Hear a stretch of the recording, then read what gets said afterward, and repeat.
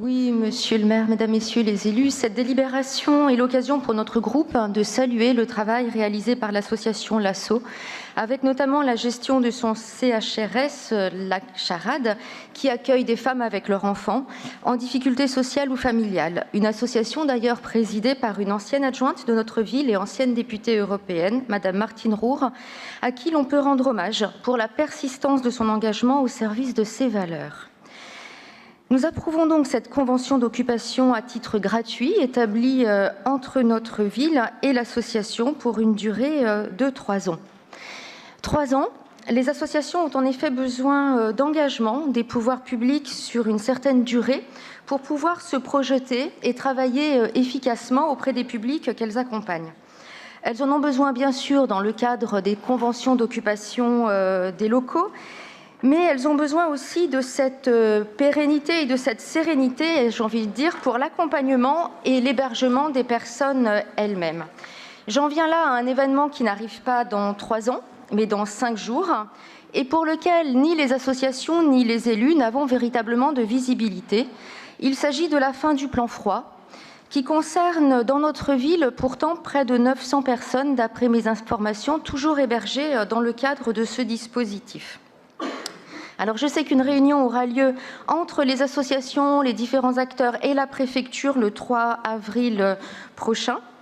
Qu'en attendant cette réunion du 3 avril, il a été demandé à la Maison de la Veille sociale de réaliser un état des lieux global du profil des parcours des personnes hébergées dans le cadre du plan froid, celles dites vulnérables, celles qui relèveraient plutôt de l'insertion. État des lieux à partir duquel le préfet probablement prendra des décisions qu'il exposera lors de la réunion du 3 avril. En attendant, ce manque d'informations pose des problèmes importants aux associations, notamment pour ce qui est de leur politique de ressources humaines. Les associations ne savent pas si elles doivent ou non prolonger des contrats de travail de leurs professionnels et si oui, pour combien de temps.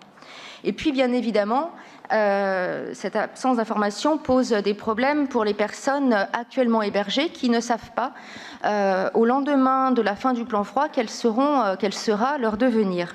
Il semble toutefois, et ça serait la première fois depuis 3 ou 4 ans, qu'une consigne nationale soit tombée, affirmant qu'il n'y aurait pas de nouvelles places créées à la fin du plan froid. Et l'on pourrait dès lors s'attendre à des remises à la rue massives, je disais pour notre ville de Lyon, près de 900 personnes.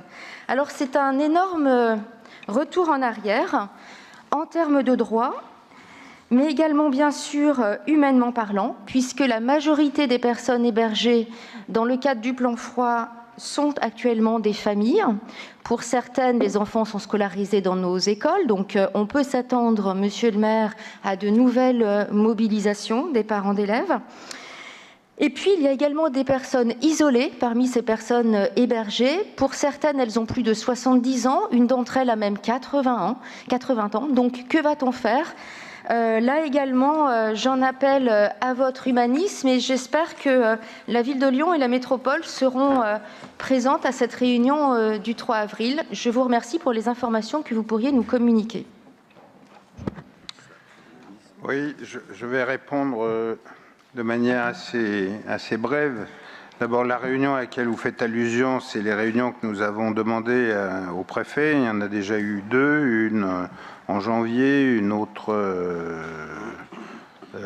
là, je ne sais plus les dates, avec David Kimmelfeld, nous avons beaucoup insisté auprès du préfet, qui l'a d'ailleurs parfaitement compris, que les questions à traiter méritaient de mobiliser les collectivités, l'État et bien entendu les associations directement concernées. Je passe les relations ou les visites qu'on a pu faire sur le terrain, peu importe. Je crois que l'idée suivante, c'est de refaire un point là, après le plan froid. Et pour moi, encore une fois avec David, nous avons beaucoup insisté pour qu'on arrête le stop and go. C'est-à-dire que on ne se dise pas, voilà, le plan froid est terminé, prochain plan froid à travailler au mois de novembre 2018, c'est de voir justement ce qui peut se passer dans le cadre des réglementations et des lois qui sont en cours. C'est juste cela. Alors, je pense que quand vous m'informez que les collectifs vont se remobiliser, je ne pense pas que ce soit une information que vous me donnez, c'est une supposition que vous évoquez, mais si c'était une information, merci de me l'avoir donnée.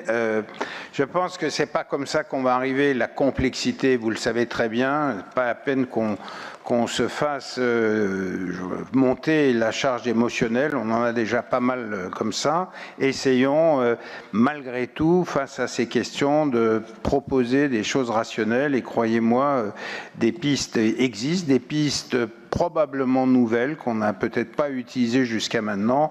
Donc on ne s'arrêtera pas, je ne sais pas comment se passera la sortie du plan froid aujourd'hui, mais en tout cas il y a des règles qui sont édictées.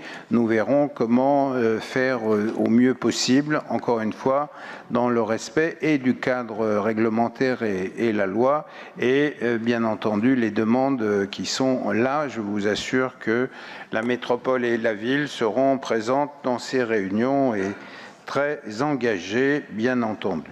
Voilà, donc je vous propose...